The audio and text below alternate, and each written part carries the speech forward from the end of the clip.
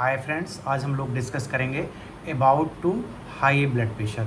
Basically जो blood pressure होता है वो ब्लड द्वारा जो आर्टरीज़ पे जो प्रेशर लगाया जाता है उसको हम ब्लड प्रेशर कहते हैं। बेसिकली ब्लड प्रेशर दो चीज़ों पे डिपेंड करता है। एक तो कॉन्ट्रैक्टिबिलिटी ऑफ हार्ट मसल कि हार्ट की मसल कितने पावरफुली ब्लड को कॉन्ट्रैक्ट करके पुश कर रही हैं। दूसरा होता है कि जो हमारी आर्टरीज़ हैं उसमें जो उनकी वाल्स है उनमें इलास्टिसिटी की क्या स्थिति है और उनमें पेटेंसी क्या है, मतलब कहीं उन आर्टरीज़ में ब्लॉकेज तो नहीं है।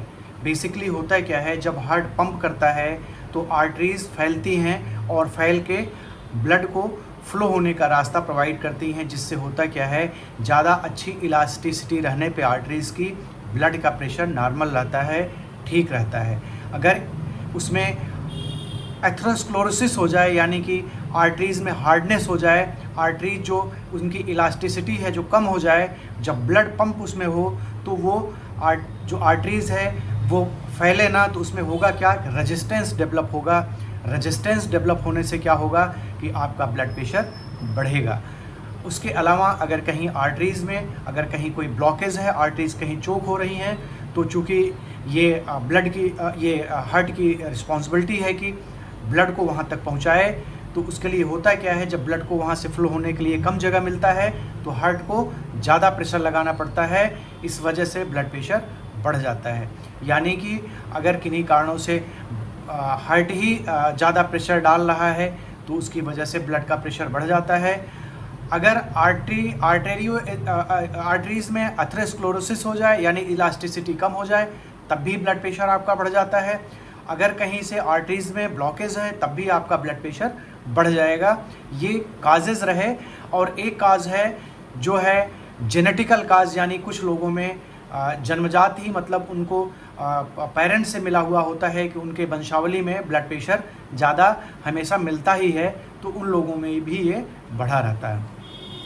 कुछ काजेज़ हैं जिनको हम इडियोपैथिक कॉजेज़ कहते हैं। इडियोपैथिक कॉजेज़ का मतलब होगा having no known aetiological factor, मतलब कि जिनके बारे में हमें कुछ पता भी नहीं है, उनके कारण से भी ब्लड प्रेशर बढ़ता है। और जो काजेज़ हैं, एक तो डायबिटीज़ इसका कारण है। डायबिटीज़ में होता क्या है कि जनरली आपने देखा होगा जिनको डायबिटीज़ या शुगर रहती है उनको कोलेस्ट्रॉल बढ़ा रहता है, और कोलेस्ट्रॉल बढ़ने से ब्लड में आर्टरीज़ में ब्लड का रेजिस्टेंस बढ़ जाता है, जिससे बीपी बढ़ जाता है। अगर किसी को CRF है, क्रोनिक रीनल फेल्योर है, उसमें भी ब्लड प्रेशर बढ़ जाता है। किन्हीं लोगों को अगर कार्डियक कोई प्रॉब्लम है उसमें ब्लड प्रेशर बढ़ जाता है। अगर कहीं कोई किसी को ये ब्लॉकेज है तो उसमें भी आपका ब्लड प्रेशर बढ़ जाता है। ये सब कॉजेज़ रहे बीपी के बढ़ने के। बेसिकली होता क्या है, जो कॉजेज़ हैं इनके क्या चीज़ों से बीपी का जो हमारा ये है वो प्रोवोक होता है ब्लड प्रेशर। देखिए, अगर कोई अल्कोहल लेता है तो अल्कोहल लेने से भी ब्लड प्रेशर बढ़ता है। स्मोकिंग कोई कर रहा है उससे ब्लड प्रेशर बढ़ता है। सैचुरेटेड फैट कोई अगर ले रहा है तो उससे ब्लड प्रेशर बढ़ता है। अगर कोई बहुत ज़्यादा अपने डाइट में साल्ट ले रहा है, टेबल साल्ट ले रहा है, तो उसमें क्या होता है, ब्लड प्रेशर बढ़ जाता है। इन सब कारणों से ब्लड प्रेशर आपका बढ़ता है।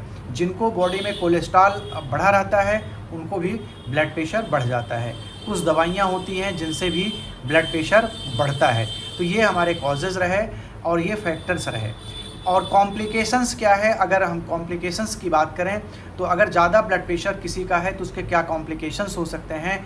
सबसे इम्पोर्टेंट बात है, अगर बीपी बढ़ता है तो लोगों को जनरली नोज़ल ब्लीड हो जाती है, मतलब नाक से ब्लड आने लगता है। उसका रीज़न ये है कि नाक में जो कैपिलरीज़ हैं वो सुपरफिशियल होती हैं, मतलब बाहर होती हैं, उनमें प्रेशर जैसे ही ज़्यादा पड़ता है वो बर्स्ट कर जाती हैं।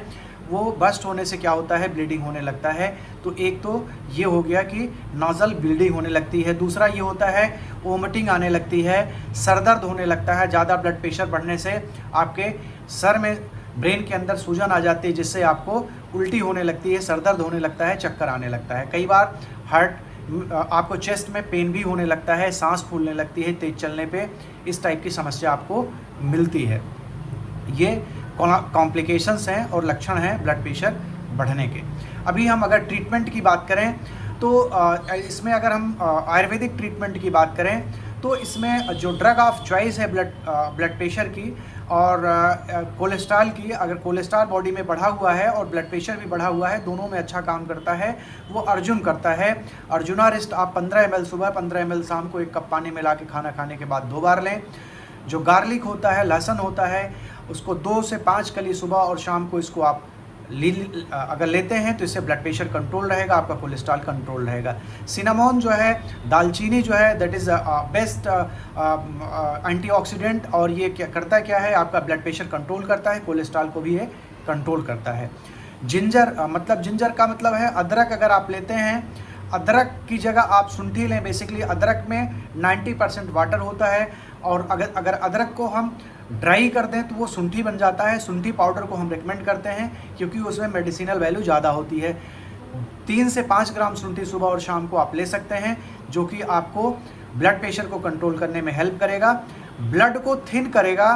ब्लड को थिन करने में ये रहता है कि अगर कहीं ऑक्लूजन है तो उसमें आपको काफ़ी हेल्प मिलती है, ब्लड को ये पतला कर देता है और आपका सर्कुलेशन काफ़ी अच्छा रहता है। ये लगभग डिस्प्रिन की तरह काम करता है, ब्लड थिनर एक अच्छा है ये। तो आप इसको, शुंठी को आप सुबह शाम आप लीजिए, इसका बहुत ही अच्छा मेडिसिनल वैल्यू है। उसके अलावा बासिल, तुलसी की अगर हम बात करें, तुलसी बहुत अच्छा ब्लड प्रेशर कंट्रोल करता है। 5 ड्रॉप सुबह 5 ड्रॉप शाम को तुलसी ड्रॉप जो है आप इसको किसी 1 कप पानी में डाल के ले सकते हैं। ये आपको ब्लड प्रेशर को कंट्रोल करने में काफ़ी हेल्प करेगा। जनरली ये हर्बल मेडिसिन्स हैं। अगर बात करें कि कितना ब्लड प्रेशर कम कर देती हैं, तो नॉर्मल ब्लड प्रेशर से अगर 20 to 30 mmHg का अगर आपका सिस्टोलिक इंक्रीज़ किया हुआ है तो ये दवाइयाँ काम कर जाती हैं, और नीचे वाला अगर 10 के आसपास बढ़ा हुआ है तो ये दवाइयाँ काम कर जाती हैं। अगर इससे ज़्यादा बढ़ा है तो आपको एलोपैथिक मेडिसिन लेने की ज़रूरत पड़ेगी। आयुर्वेदिक मेडिसिन में आप एक टैबलेट इसमें ऐड कर सकते हैं, राशनाद गुग्गुल। राशनाद गुग्गुल और पुनर्नवा गुग्गुल, ये दोनों आप ले सकते हैं, 1-1 टैबलेट सुबह, दोपहर, शाम को 3 बार। पुनर्नवा गुग्गुल थोड़ा डायरेटिक होता है, जिसकी वजह से आपका ब्लड प्रेशर जो है वो कम होता है। राशनाद गुग्गुल एंटी इन्फ्लामेटरी होता है। अगर ब्लड प्रेशर बढ़ने की वजह से होता क्या है कि आपकी जो आर्टरीज़ हैं उसमें थोड़ा सा इन्फ्लामेशन हो जाता है, और जिसकी वजह से होता क्या है कि आपको एथेरोस्क्लेरोसिस होने का या प्लेग बनने का उसमें चांसेस ज़्यादा रहते हैं, तो राशनाद गुग्गुल उसमें हेल्प करेगा। अगर आयुर्वेदिक मेडिसिन से नहीं कंट्रोल होता है तो उसके साथ साथ आप जो है वॉकिंग साथ में रखें, रेगुलर योगा, प्राणायाम और वॉकिंग साथ में रखें, एक्सरसाइज, हल्का एक्सरसाइज रखें। ज़्यादा ब्लड प्रेशर बढ़ा है तो नॉर्मल वॉक करें, हैवी एक्सरसाइज ना करें। एंजाइटी को कंट्रोल करें। बेसिकली एंजाइटी जो है ट्रांजिएंट टाइम में आपका ब्लड प्रेशर बढ़ाती है। जैसे ही आपकी एंजाइटी ठीक होती है आपका ब्लड प्रेशर नॉर्मल हो जाता है। परमानेंटली ब्लड प्रेशर एंजाइटी से नहीं बढ़ता। तो ये कॉजेज़ रहे। और ट्रीटमेंट आयुर्वेदिक और जो लाइफ स्टाइल रिलेटेड जो मॉडिफिकेशंस है वो आपको करने हैं। Junk food, fast food, smoking, T, alcohol, इस टाइप की चीज़ें आपको नहीं लेना है। अगर आपका ब्लड प्रेशर ज़्यादा बढ़ा रहता है तो एलोपैथिक बहुत सारी मेडिसिन हैं, कैल्शियम चैनल ब्लॉकर है, एस इनहिबिटर्स हैं, बीटा ब्लॉकर्स है, डाययूरेटिक्स है, जो कि डॉक्टर अपने हिसाब से उसको प्रेस्क्राइब करता है। आप किसी फिजिशियन को दिखाएं अगर आपका ब्लड प्रेशर बहुत ही ज़्यादा बढ़ा हुआ है तो उसका ट्रीटमेंट आप अपने घर में ना करें। ये आपका ट्रीटमेंट रहा। लाइफ स्टाइल आप अपना मॉडिफाई करिए, चीज़ों को मैनेज करिए, आपका ब्लड प्रेशर कंट्रोल रहेगा। आज ब्लड प्रेशर के बारे में इतना ही। अगर वीडियो अच्छा इन्फॉर्मेटिव है तो इसको आप फॉरवर्ड करें लोगों को इससे, ताकि इन्फॉर्मेशन और मिल सके। आपका दिन शुभ और मंगलमय हो। Thank you so much.